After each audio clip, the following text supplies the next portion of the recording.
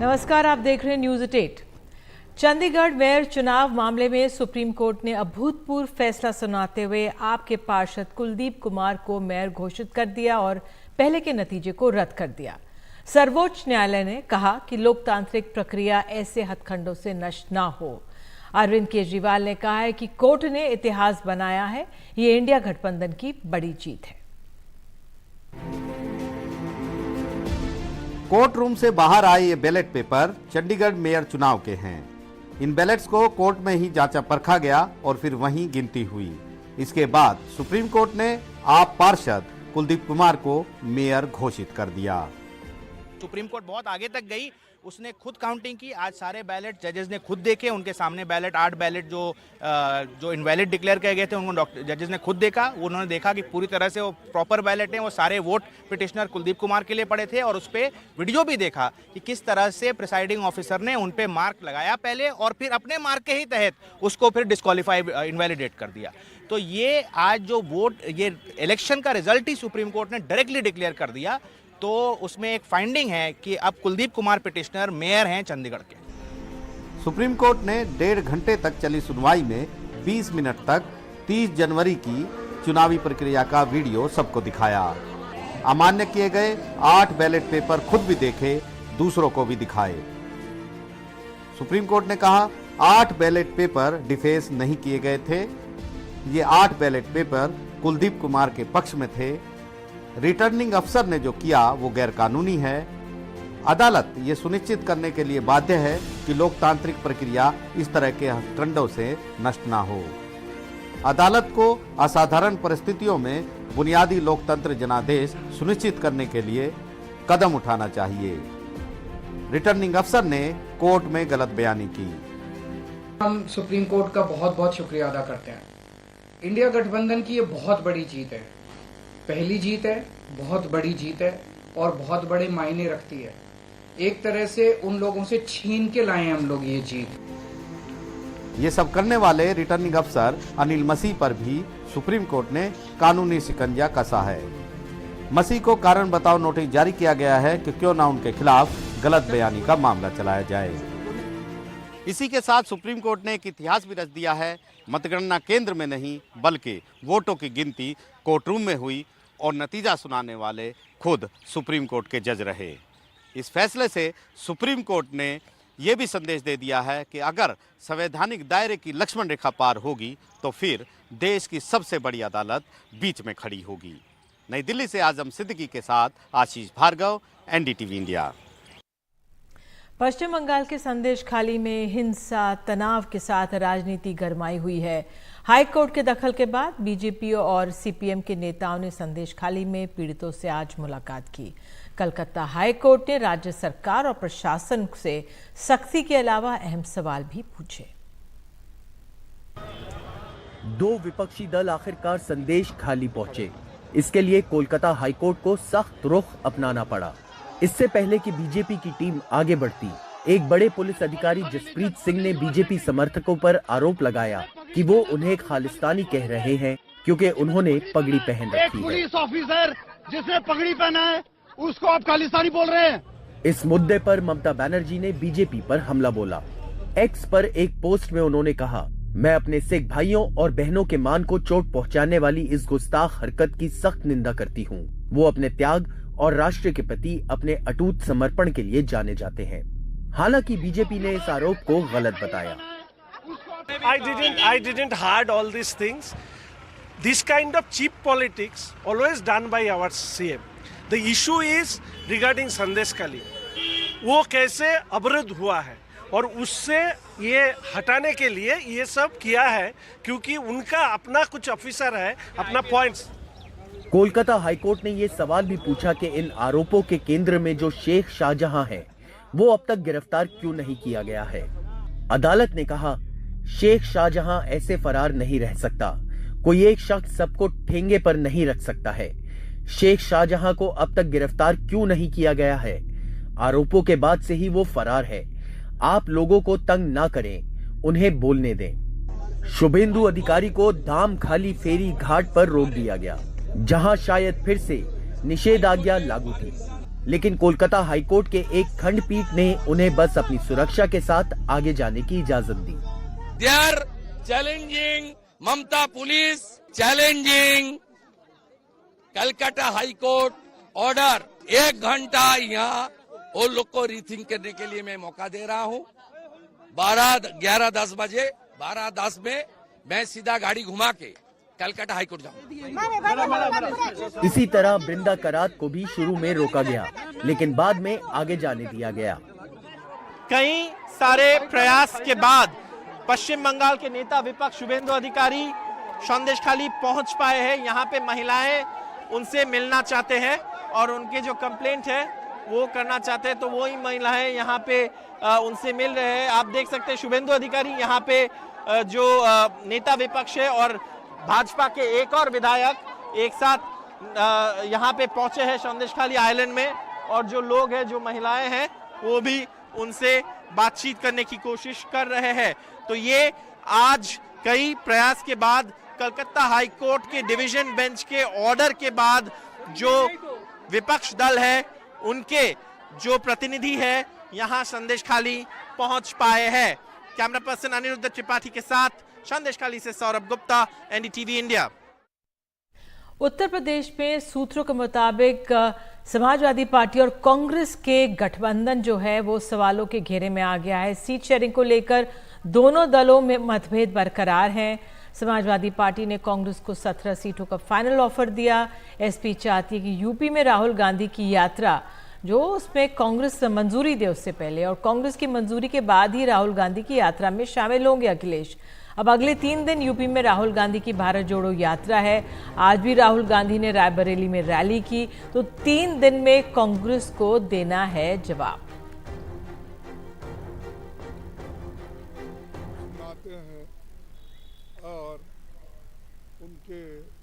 उधर आरजेडी नेता और बिहार के पूर्व उप मुख्यमंत्री तेजस्वी यादव मुजफ्फरपुर से जन विश्वास यात्रा लेकर रवाना हुए हैं। उनसे खास बातचीत की है हमारे वरिष्ठ सहयोगी मनीष कुमार ने। इस बातचीत का एक अंश सुनिए। ये बताइए कि नीतीश कुमार का पाला बदलना जो है, पाला मतलब पलटना जो है राजनीतिक रूप से, आपको इसका अंदाजा था या नहीं था? नहीं, कुछ चीज़ें थी जो काम हम लोग करना चाहते थे वो विलम्ब कर रहे थे जानबूझ के। ऐसा लग रहा था कि वो टाइम ले रहे हैं, देर कर रहे हैं। हालांकि हम लोग तो जब खड़े रहते हैं साथ में तो मजबूती के साथ खड़े रहते हैं, और हमारी तरफ से तो कोई बात भी नहीं थी। हम तो जा कर के हम लालू जी उनको बोले भी थे, कोई बात है तो आप बाहर से भी हम लोग समर्थन कर देते, लेकिन आप चलाइए सरकार आपकी। और ये जब बनने वाला था 2 बार हमने बोला इस बात को, 3 बार बोला।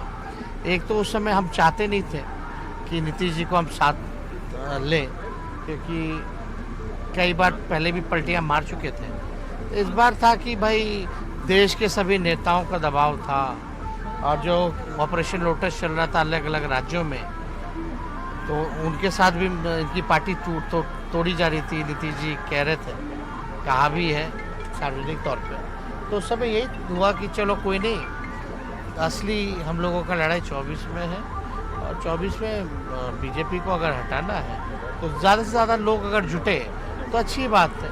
तो उसमें भी हम लोगों का समर्थन रहा। उस समय भी हमने कहा था कि हम बाहर से समर्थन करते हैं, तो उन्होंने कहा नहीं आप आइए, साथ आइए, नहीं तो मैसेज जो है ठीक नहीं जाएगा।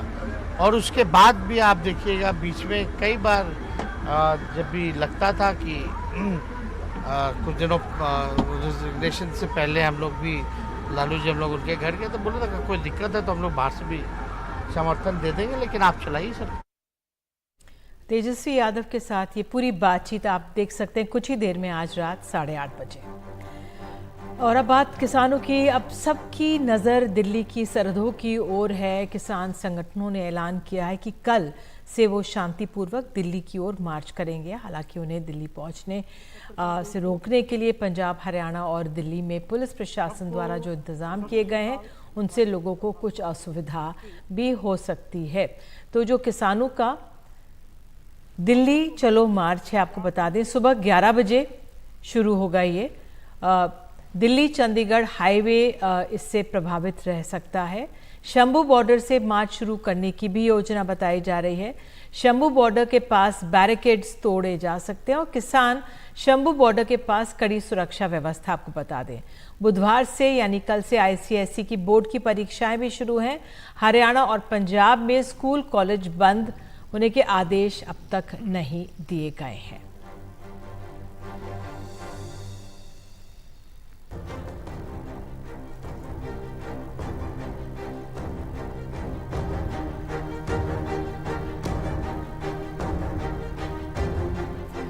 तो भारत सरकार किसानों से मक्का न्यूनतम समर्थन मूल्य पर खरीदने के लिए तैयार है। ये एक जानकारी दे दें हमारे सहयोगी ने दी है। सरकार ने 5 साल के करार का प्रस्ताव किया है। नेफेड का, एनसीसीएफ जैसी सहकारी समितियां एमएसपी का मक्का खरीदने के लिए तैयार है और ये देश के बायो एथेनॉल के जो उत्पादन है और उसको बढ़ाने देने के लिए लॉन्ग टर्म स्ट्रैटेजी का भी हिस्सा है। और बायो एथेनॉल से कच्चे तेल का आयात घटेगा। 2025-26 तक पेट्रोल में एथेनॉल की ब्लेंडिंग 20% करने का लक्ष्य भी सरकार ने रखा है।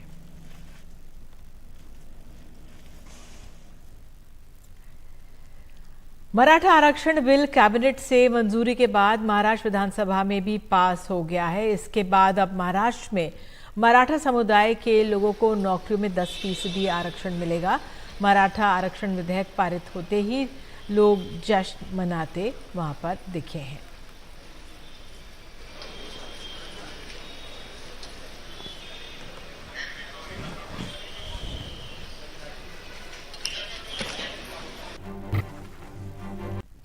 राजस्थान के कोटा में रहकर कोचिंग कर रहे एक छात्र का कल शव मिलने के बाद से हड़कंप है और लोग सदमे में हैं।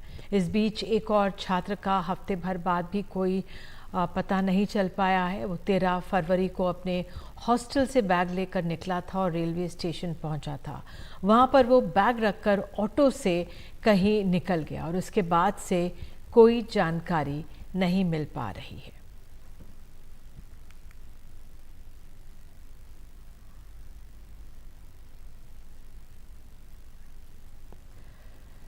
और अब बात लहसुन और प्याज जो जिस तरह से महंगे हो रहे हैं। मुंबई खुदरा बाजार में लहसुन 500 रुपये प्रति किलो पहुंच गया है और थोक में भाव 300 रुपये प्रति किलो पार। और प्याज की कीमतें भी चढ़ने वाली हैं। लसकाव मंडी में प्याज की जो थोक कीमतें 40% बढ़ी हैं। 1280 रुपये प्रति क्विंटल से 1800 रुपये हो गई हैं। इधर दिल्ली में लहसुन के दाम सोने की तरह चढ़ रहे हैं। आमतौर पर 100 रुपये किलो तक बिकने वाला लहसुन अब 400 से 500 रुपये प्रति किलो बिक रहा है। एक रिपोर्ट। ये लहसुन है, लेकिन आजकल इसे लहसोन भी कहा जा रहा है। किसान भी उसको लहसोन कह सकता है, ग्राहक भी लहसुन कह सकता है। किसान इसलिए लहसुन कह सकता है कि जैसे वो सोना ही बेच रहा है। ये सफ़ेद सोना इस समय बना हुआ है और ग्राहक भी जो है वो ये कह सकता है कि वो सोना ही खरीद रहा है, क्योंकि ये जो लहसुन है ये आमतौर पर मान के चलिए 100 रुपये, 150 रुपये, 200 रुपये किलो जो है रिटेल में बिका करता है। लेकिन इस बार 500 रुपये किलो तक ये लहसुन बिका है। और अभी मैं दिल्ली की सब्जी मंडी घंटा घर पे हूँ और यहाँ पर अभी भी इसका रेट जो है 400 रुपये किलो है। ये कारोबारी हैं।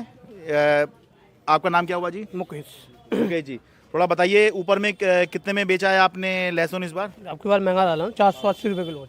480 रुपये किलो तक आपने बेचा है। लहसुन लिया आपने अभी? हाँ जी बिल्कुल लिया है। कितना लहसुन ले लिया? हमने लहसुन लिया है ये 1.5 किलो। हमारे फंक्शन है, अच्छा, इसीलिए ज्यादा लिया है। अच्छा। शादी है बेटे की। क्या रेट पड़ गया?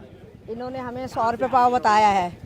400 रुपये किलो? हाँ 400 रुपये किलो। तो आमतौर पे आप लहसुन खरीदते होंगे, आमतौर पे क्या रेट रहता है? वैसे तो पहले भी महंगा ही था, 50 रुपये पाव था, लेकिन अब तो अब थोड़ा 500 रुपये था। हाँ, कम बुआई होने की वजह से ये भाव बढ़े थे और अब दोबारा इन्होंने ठीक से बुआई की है लहसुन की, तो अब भाव दोबारा टूटना चालू है। अच्छा। आने वाले महीने में जो अभी 80 से 200 का भाव है, ये आने वाले एक महीने के अंदर 50 से 120 के भाव पे अपने असल भाव पे ये आ जाएगा। ठीक है, बहुत बहुत शुक्रिया। दिल्ली से अपने कैमरा सहयोगी सुशील लाठी के साथ मैं शरद शर्मा, NDTV मीडिया।